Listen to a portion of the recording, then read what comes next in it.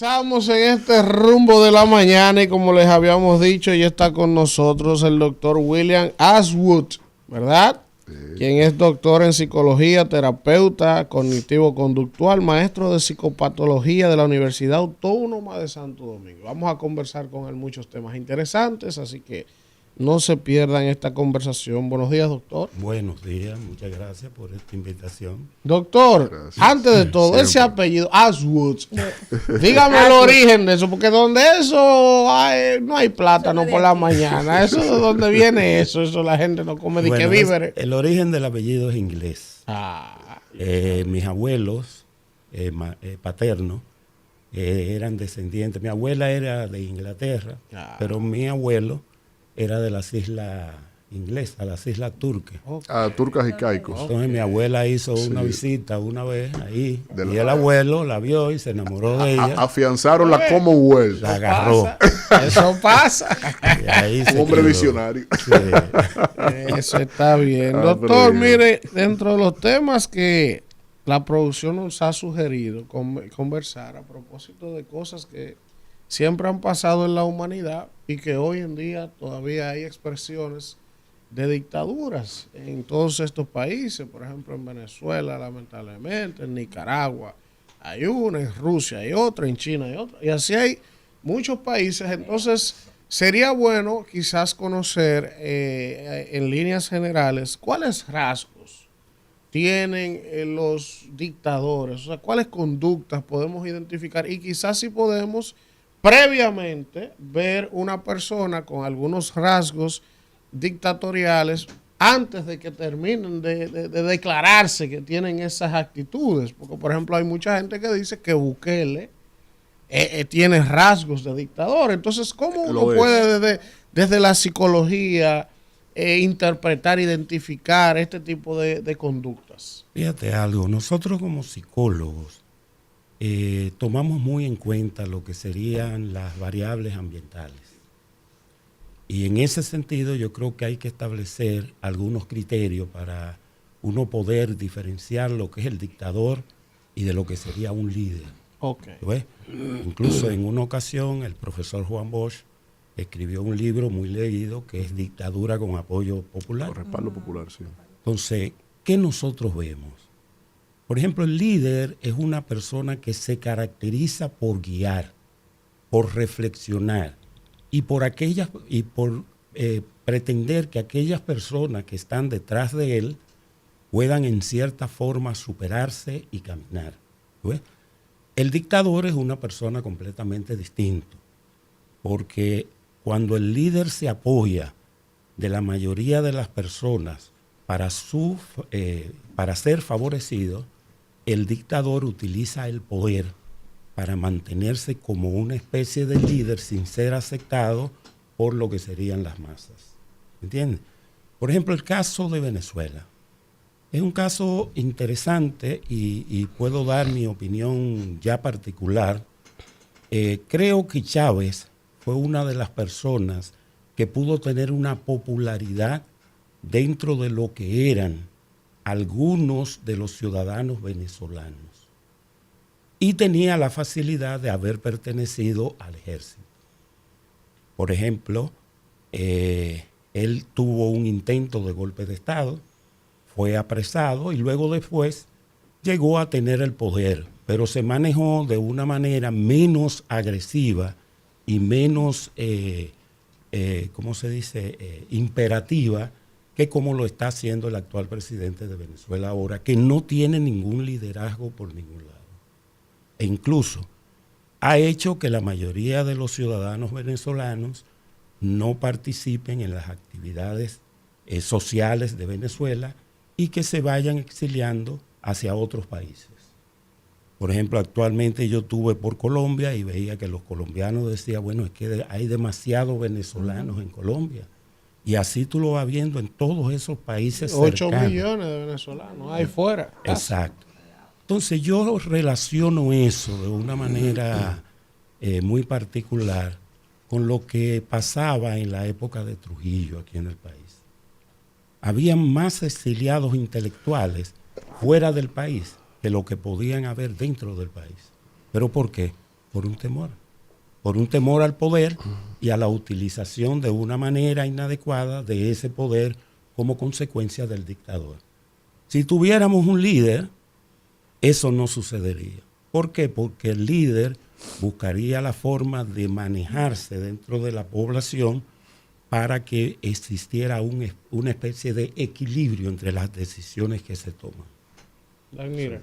Doctor, de esos rasgos que usted destaca, que presentan los dictadores, ¿hemos tenido en República Dominicana algún mandatario que presente algunos de esos rasgos que uno pudiera decir, bueno, quizá no es un dictador, pero tiene algunos rasgos que nos ponen a pensar y a dudar al dominicano? Alguien decía en un momento, Danilo es un pichón de dictador, y ahora también uno Alguien oye... decía, no, yo lo afirmo.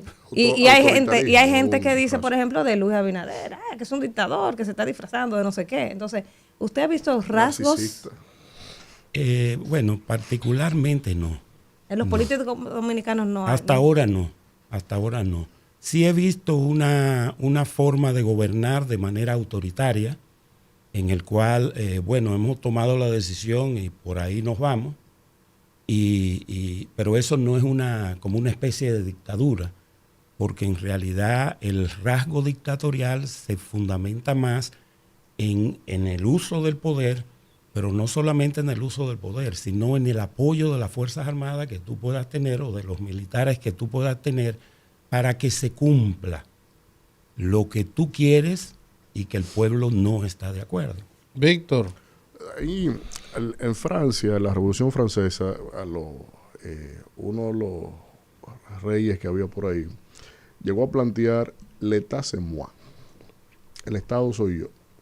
Y de la filosofía jurídica y política, siempre tomamos eso como un referente a razón de construir la norma para evitar que el emperador, el presidente, el representante sea un todopoderoso. Porque venimos de una concepción, antropológica, de Dios al emperador. El emperador es Dios y Dios es el emperador. Y nuestro ADN en conducta colectiva fue construido con esa acepción. Entonces, en el ejercicio en la evolución social, nosotros lo que hemos hecho con las normas es domesticar esa concepción. Pero aún así queda la composición, hasta cromosomática del individuo, de la persona, y que se revela cuando tiene alguna cuota de poder. Entonces, en esa cuota de poder vemos actitudes dictatoriales, autoritarias, hasta inclusive otras patologías como paranoia, me quieren tumbar, me quieren derrocar. Entonces, ese ADN, esa configuración conductual que se expresa cuando se tiene una cuota de poder o la capacidad de poder, ¿cómo podemos identificarla si hay algún sesgo tendencioso en función a la propia conducta del individuo? Sí, fíjate, primero yo quiero separar lo que es el aspecto orgánico de lo que es el aspecto social. Correcto. Puedo hablarte con más propiedad acerca del aspecto ambiental, social y cómo interfiere en la personalidad y en la conducta del individuo, que con relación a esas variables orgánicas que tienen que ver con el ADN, cromosomas y cosas de eso. Porque la psicología, en cierta forma, se encarga más de ver la relación entre el ambiente y el comportamiento humano y la mentalidad del ser humano. ¿Qué pasa con esto? Nosotros, generalmente el ser humano es un ser condicionable, porque la sociedad desde la época primitiva nos llevó a seguir determinadas normas y reglas, que eran reglas sociales. En determinadas ocasiones, la normalidad se mantiene dentro de lo que es la sociedad y la población, pero pueden aparecer personas que ya sea un líder o un dictador que por encima de esas normas imponga sus criterios sobre la comunidad, o sea, sobre la sociedad. Es decir, el líder puede influir en una sociedad de una manera tan efectiva como puede influir un dictador. Ahora, ¿qué pasa? Que la ventaja del líder es el apoyo de la sociedad la tiene, mientras que el dictador no la tiene. ¿Entiendes? Ahora, ¿qué es lo que lleva a esto? Bueno, generalmente tú eres una persona que has carecido de poder en tu familia, en tu formación social, en los clubes con los que tú te manejas, pero te llega una oportunidad. Y esa oportunidad es aprovechada por esa persona para lograr adquirir el poder que en determinado momento y posteriormente es el que le va a mantener dentro del liderazgo de la sociedad. ¿Entiendes? O sea, es como una escalera que se va dando. Por ejemplo, fíjate el caso de la República Dominicana. Trujillo quería que Ramfi fuera su heredero, pero Ramfi no tenía la característica del liderazgo. Sí tenía la descendencia genética, en este caso, de Trujillo como dictador, pero se sabía de antemano que si Ramfi asumía el poder no iba a tener la efectividad que tuvo Trujillo. ¿Era un ególatra Trujillo? Sí, sí. ¿Aplica la galotría? Sí. Explíquele a la gente lo que es un ególatra. No tenemos el médico aquí. Explíquele. Tenemos al doctor. Eso es la característica de un yo no viví la época de Trujillo, Sí. pero habían unos letreros que decía en mi casa Dios y Trujillo, Sí, que era sí, lo que sí. tú mencionabas. Sí. Entonces eso es importante para ver en qué medida usted se va ¿cómo es? Ególatra, Sí. Como o sea, alimentando el ego. Sí, Megalomanía, su Exactamente. propia persona. Que tú te vas dando como ese reforzamiento interno que te dice a ti, oye, este país sin mí no vale nada. Exacto. Era lo que decía el mismo Trujillo. Y lo decían en aquella época personas que seguían la doctrina trujillista.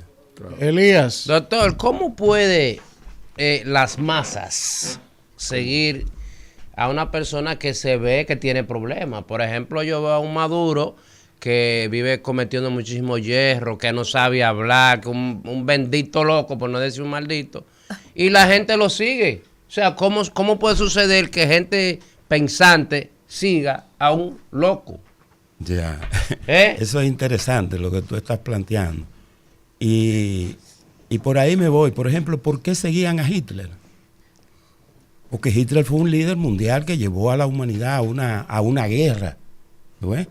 Y era una persona con una figura no muy atractiva, con un tamaño muy poco. Quería crear una raza superior en la Alemania. Pero ¿por qué la seguían las personas? Fíjate algo. Aparte del miedo que el poder te impone dentro de una tiranía, existe la posibilidad de que la mentalidad social se conjugue en una sola idea que se mantenga para que se perdure el principio que el dictador está proponiendo. Por ejemplo, Fidel Castro. Fidel Castro llega a La Habana en el 59. Llega como un líder, porque desde que era estudiante era un líder. Sí. Y tuvo unos cuantos años hasta que vino lo que fue la invasión de Bahía de Cochinos, ¿verdad? Que fue, 6 semanas antes de que mataran a Trujillo, en el 61, por ahí. Y 60, 61. Pero Fidel Castro después se convierte en un dictador. ¿Por qué? Porque las condiciones en las cuales el liderazgo que él tenía estaba amenazada ya no solamente por los cubanos, sino amenazado por todo Latinoamérica y por todo el mundo.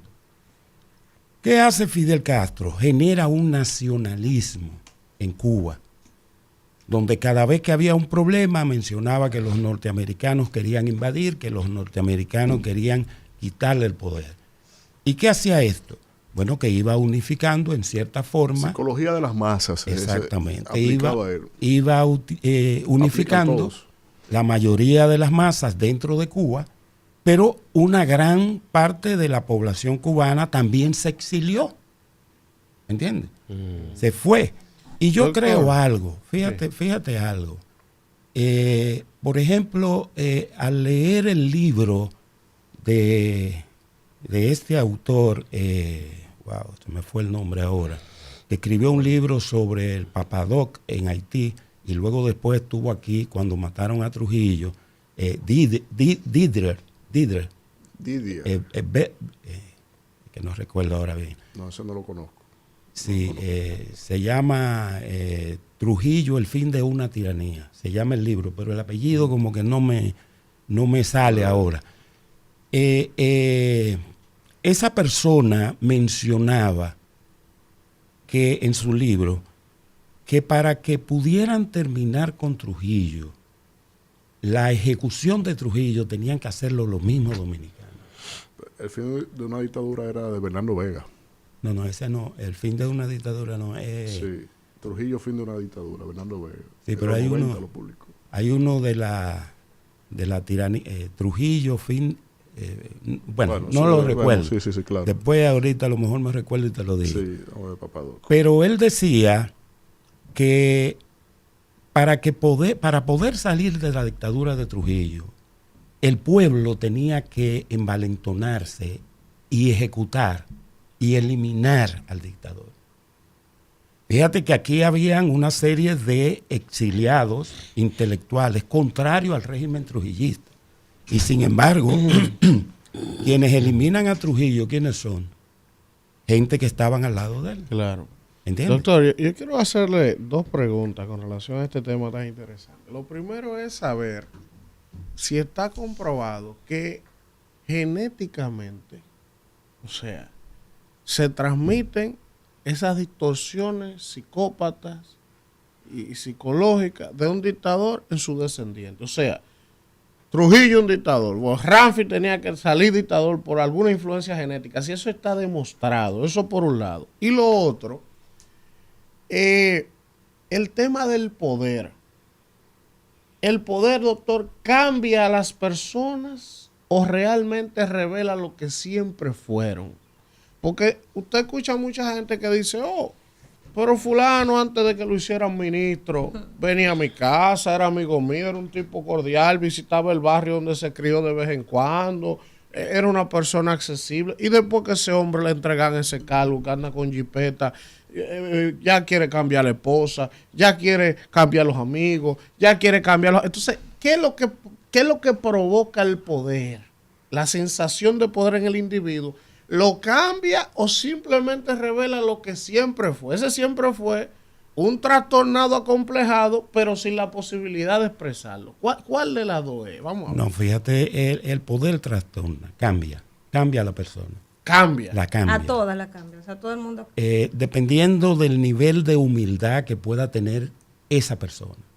Pero por lo general, por ejemplo, en nuestros países nosotros vemos que la mayoría de las personas que llegan a adquirir cargos, tanto gubernamentales como a nivel privado, o influencia, vienen por influencia, pero también vienen desde abajo. O sea, son personas que tienen niveles precarios de vida durante una época muy tormentosa de su vida.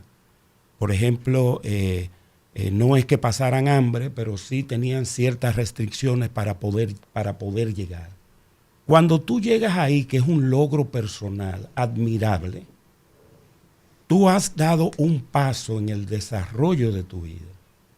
Pero cuando a eso tú le sumas el poder y le resta la humildad, tú te puedes convertir en la persona más perversa que puede existir.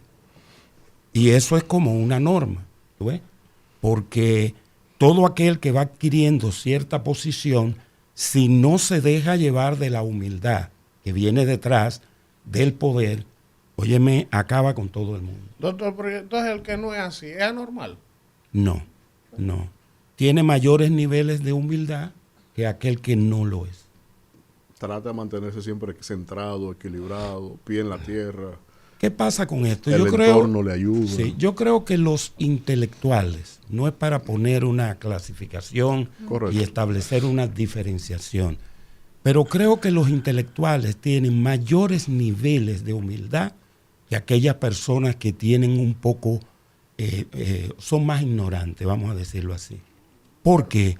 porque parece ser que la capacidad, la adquisición de conocimiento te lleva a ti a no quererte poner por encima de los Pero demás. eso es relativo, doctor. Eso es interesante, porque es una discusión. Mire, déjeme decir Los intelectuales son que en mi experiencia, arrogantes. los intelectuales es lo contrario. Los Son intelectuales, seres al que se adquirir creen mayores niveles de conocimiento, Se creen superiores. entonces se Superiores. sienten por encima del resto.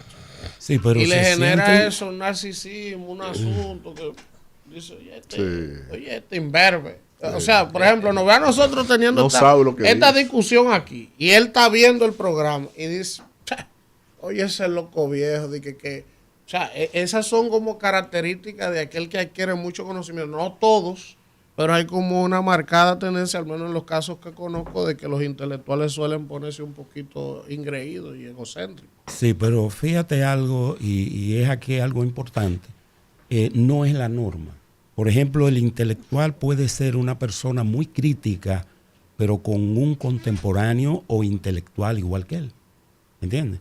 O sea, fulano planteó una teoría, yo tengo una teoría sobre eso, pero aquel no sabe más que yo sé más que él, pero es una competencia a nivel intelectual. Un intelectual, tú lo ves dando clase en un curso y es una persona que se ofrece al estudiantado para que el estudiantado pueda aprender sobre los conocimientos que él tiene. Yo te estoy hablando de intelectuales reales. Por ejemplo, yo tengo el doctorado en psicología clínica y psicoterapia y uno en psicología social. Y yo vi personalidades que hablaban con uno de una manera en que tú decías, óyeme, tú gusto. estás aprendiendo de ese, porque el maestro se Una convierte fuente. en un líder. Pero hay intelectuales, claro, siempre aparece lo fuera de la norma, hay intelectuales que de una u otra forma creen que el conocimiento que adquirieron es el único para ellos. Y tenemos personas intelectuales aquí, en este país, que se muestran de esa forma. No voy a mencionar nombres, pero... Doctor, el poder enferma a la gente. Por ejemplo, yo veo gente que lo tiene todo, que tiene dinero, que no necesita, pero entonces se obsesionan con ciertas cosas políticas. Es una enfermedad, una obsesión, o sea, tener poder, más allá del dinero, porque hay gente que tiene mucho dinero, pero quiere poder. Esa pregunta podríamos hacérsela al presidente actual de la República, porque una persona con mucho dinero, El presidente más rico de toda la región. que no necesita... 50 veces más rico que el que le sigue. que no necesita estar en eso que está ahora, pero habría que ver qué respuesta él nos daría, porque a lo mejor es, bueno, deseo de ayudar a la República Dominicana socialmente, una especie de altruismo, pero eso lo dejamos entre paréntesis, porque yo no puedo responder por él. Eso Ahora, está ayudando No, a él. pero usted como, Eso está ayudando a él. como doctor, o sea, que analiza esos casos, o sea, es una enfermedad, la gente que se obsesiona con el poder, que no lo necesita porque tiene dinero, pero se obsesiona por obtener poder, es que el que tiene dinero tiene poder, no siempre. casi siempre. No siempre. Doctor, ¿cómo yo identifico un loco? Uno dice, ven acá, pero este hombre tiene problemas, esta mujer tiene problemas, ¿y qué es lo que está pasando? ¿Cómo yo identifico eso? Que yo tengo que, hay que llevarlo a un psiquiatra, que a veces no quieren, pero tiene problemas. ¿Cómo yo identifico eso? Dígame Bueno, usted. generalmente la persona que está desadaptada... Chequeme a ver si yo estoy medio tostado. No. No, no, Te no hay digo que yo. chequearlo. No. Pregúntame a mí. Ay, yo responderte eso. No, Está pero, fácil eso. Él dice medio. Él Me- dice medio. Ándala.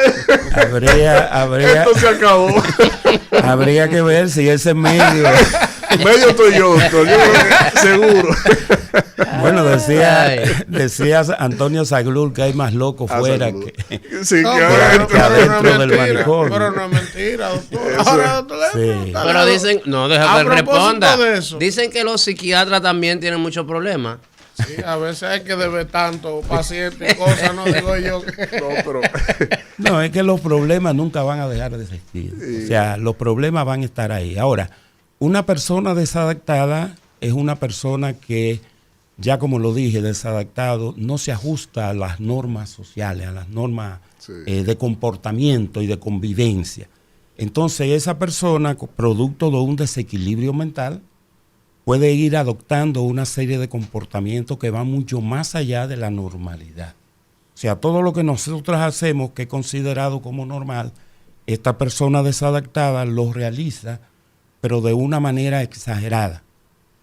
Por ejemplo, tú ves a esas personas ya con esquizofrenia que van caminando por la calle y buscan en los zafacones, se desvisten y todo eso. Eso es una normalidad extrema. Pero tenemos anormalidades que son enmascaradas, como por ejemplo los trastornos de personalidad. Nosotros vemos un narcisista y tú dices, oye, pero mira, fulano se ve bien, qué bien se viste. Mira cómo utiliza el cuidado para sí mismo. Pero cuando una persona cercana a ese fulano lo ve y dice, no, pero que es una enfermedad que él tiene. Sí. Porque él cada vez que camina por la calle y pasa por un escaparate, tiene que mirarse para autoafirmarse que está hermoso, ¿verdad? Y va a la peluquería todos los hombres días. que se miran Aquí hay un mucho. amigo que va No, él tiene toda la una, noche. él tiene una peluquería. Pero va a peinar. El dueño. Se puede peinar en su casa. Y tengo que estar para estos medios. Tiene que vender el producto. A usted le gusta defenderlo mucho. pero la Pero eso es verdad, una forma de profesor. enmascarar, ¿Oíste? No creo que El tenga hombre ese que se mira mucho al espejo y que se vive haciendo ese sí selfie, tiene explíqueme. problema. Por De ejemplo, que esos hombres haciéndose selfie. Eso sí tiene un problema. Por Eso es el ejemplo, yo narcisismo. voy al gimnasio, por ejemplo, y en el gimnasio hay tipos, tú lo ves en el espejo, y digo, pero ¿por qué estos tipos viven viéndose en el espejo? O sea, ya tú Tanto, estás fuerte. sí, O ya tú no te estás viendo, pero No, viven en el espejo. El musculito y el que te musculito dice salga dice- aquí. Ahora, pero cuando uno está bueno, uno puede decir, wow, qué bueno estoy. Sí, porque tú lo Tú tienes que darte Usted tu tiene que darse su like. like. Te lo autoafirmas. Tu amor ¿Oyeron, propio, mujeres? Tu amor Chequenme. propio, exactamente. ni lo engaña tampoco. Bueno, ya yo estoy viendo por dónde que va la mitad. Te vamos a entregar tu diagnóstico al finalizar la Ahora, entrevista. dentro de las patologías que, digamos, puede circunscribir o puede reflejarse un líder, pueden ser estáticas o circunstanciales, o en una coyuntura autoritario, en otra puede ser megalómano, en otra puede ser sadista. O sea, un líder en el poder puede gravitar por distintas estaciones en términos de su acepción dictatorial o de poder. Así mismo es. Y parece existir una tendencia. Sí. Parece existir una tendencia. Por ejemplo, uno puede ver crímenes que se cometían en la dictadura de Batista, Uh-huh. que fueron cometidos por Fidel Castro. Uh-huh. Los crímenes que se cometían aquí con Trujillo también eran cometidos por Fidel Castro, como en otros países también. Sí. ¿Ves? Incluso llegan a niveles tan extraordinarios. Por ejemplo, el caso de Trujillo, óyeme, que puso una bomba para atentar contra la vida del presidente venezolano, que fue Rómulo Betancourt. Sí. Y entonces tú dices, óyeme, pero ¿hasta dónde llega? Claro, algunos historiadores mencionan que detrás de eso estaba la mente enferma de Johnny Aves, Uh-huh. ¿ves? Que era el que, para mantenerse como uno de los pupilos cercanos a Trujillo, ideaba una serie de cosas para que Trujillo lo tuviera en cuenta. Okay. Y parece que Trujillo, como tenía tanto poder y tenía tanto dinero, se dejaba llevar en cierta forma para ver los resultados. Sí. Pero, por ejemplo, tanto con las hermanas Mirabal como con el problema de Betancourt, fueron acciones que tuvieron una repercusión muy fuerte. Uh-huh. Y fueron todo lo contrario. Pero esa tendencia del comportamiento del dictador creo que se mantiene fija. Doctor, antes que usted se nos vaya, después de esta interesante conversación, vamos a hacer rápido un análisis a los perfiles. Qué barbaridad. Por ejemplo. Yo sabía usted iba a querer. No, pero Yo- tenemos yo que sabía que aprovechar usted iba- la experiencia de un especialista. Bukele. No. Hipólito Mejía. Características. Vamos a ver. Bueno, mire, el presidente Mejía tiene algunos rasgos de esto, porque él es así. Leonel Fernández. tiene algunos rasgos. No Sí, estamos sí, sí. diciendo Ni una Danilo. ni una consulta. ¿no? Entonces, no una consulta, pero que de los principales líderes, por ejemplo, describamos si es posible. Danilo Medina. Danilo Medina, Antonio Marte. No. Déjalo Danilo. lo presidencial. Vamos a ver, Sí, los sí. cuatro, Hipólito, Sí. Danilo, Luis y Leonel. Vamos a ver, características psicológicas que usted ve en sus Conductual, conductas, de poder. conductuales. Como te dije anteriormente y al inicio, no me parece que hayan características de estos 4 líderes dominicanos. Revise bien, doctor. Déjame pero terminar. ¿Eres tú o es él? El ¿Por qué pregunta? especialista. Usted quiere llevarlo contra una cuerda. No, y que, él- es que el especialista es, pero Sí, yo sí pero- sabe de eso. Yo le veo él es médico, algunos no rasgos. político, no está aquí Pero el como experto partidario. No se deje provocar. doctor. No, se deje. yo en eso creo que sé rebotar. Ah, Soy como el Mira el baloncesto. doctor, si Se yo me ve. pongo a decir eso, tengo que mudarme mañana para Alemania. No, Ahí los turcos allá. pero no he observado en ello características así que definitorias. Tú ves, Sí. como que tú dices, mira, por aquí hay un perfil de dictador. No, en ninguno de ellos. Por ejemplo, en el caso más último de Luis Abinader, nosotros tenemos un presidente que lleva 4 años, poco tiempo. Por ejemplo, Danilo tuvo 8, Hipólito ha sido un líder de hace muchísimo tiempo, porque desde cuando Antonio Guzmán, él era ministro de Agricultura, sí. y se venía conociendo la trayectoria de Hipólito. Danilo Medina fue un presidente por 8 años. O sea que uno ve más o menos ciertos comportamientos, pero no se asocian a lo que serían directamente un perfil de dictatorial. Y en este tampoco me podría atrever por 4 años que tiene, sino quizás después de 8 años que tenga ya una ejecutoria con 4 años más, uno podría decir, mira, me observé esto.